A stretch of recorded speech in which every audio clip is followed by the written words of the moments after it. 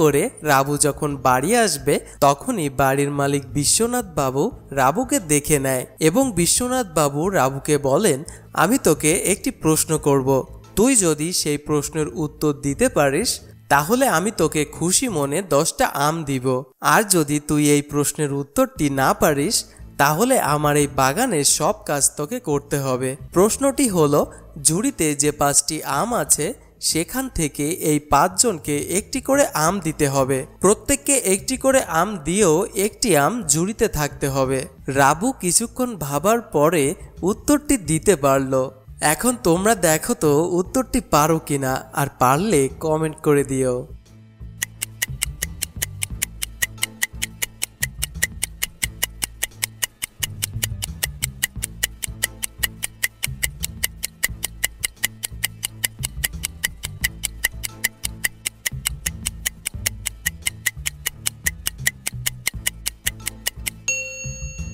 কি বন্ধু, তুমি কি পেরেছো?